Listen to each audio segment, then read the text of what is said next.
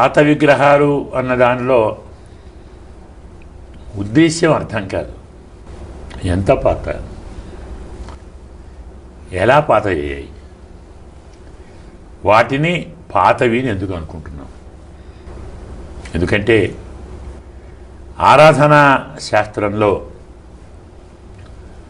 ఒకసారి మన పూజా మందిరంలో ఫోటో కానీ విగ్రహం కానీ పెట్టుకుంటే దాన్ని రోజు ఆరాధన చేస్తుంటాం. ఆ విగ్రహానికి కానీ ఆ ఫోటోకు కానీ ఎలాంటి హాని కలగనంత వరకు అవి కొత్తవే.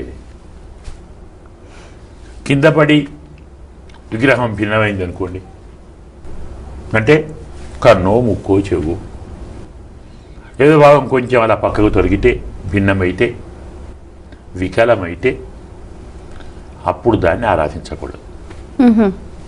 అలాగే ఫోటో ఉంది, అభిషేకం చేస్తుంటాం, నీళ్లు పడి, పాలు పడి, పసుపు కుంకుమ పడి కొంతకాలానికి ఆ ఫోటో ఎవరిదో గుర్తుపట్టే స్థితిలో వస్తే అప్పుడు దాన్ని మనం పక్కన పెట్టేస్తాం.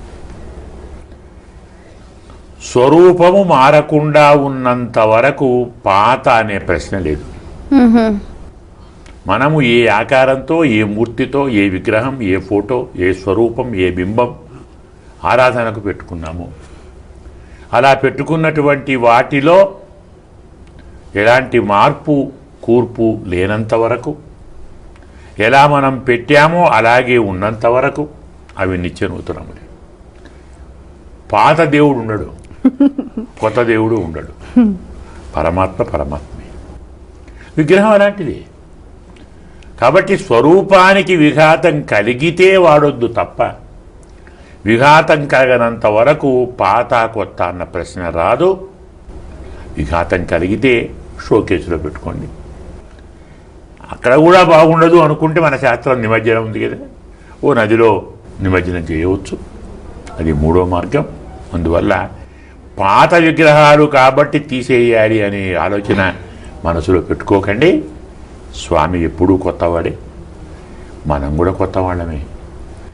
మన మనస్సు మాత్రం పాతగా కూడా చూసుకోండి. కొత్త మనస్సుతో నిత్యనూతనం అంటాం కదా, నిత్యనూతన ఉత్సాహంతో, శ్రద్ధతో, భక్తితో ఆరాధన చేస్తే అన్నీ కొత్తవే.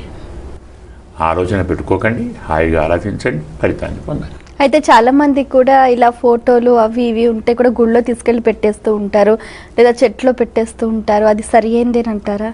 కారణం ఏమిటి? అదే కావాలి. ఓహో, పూజా మందిరం చిన్నగా అయింది. కొందరు ఏం చేస్తుంటారంటే ఫోటో రాగారు తెచ్చి పూజా మందిరంలో పెడతారు.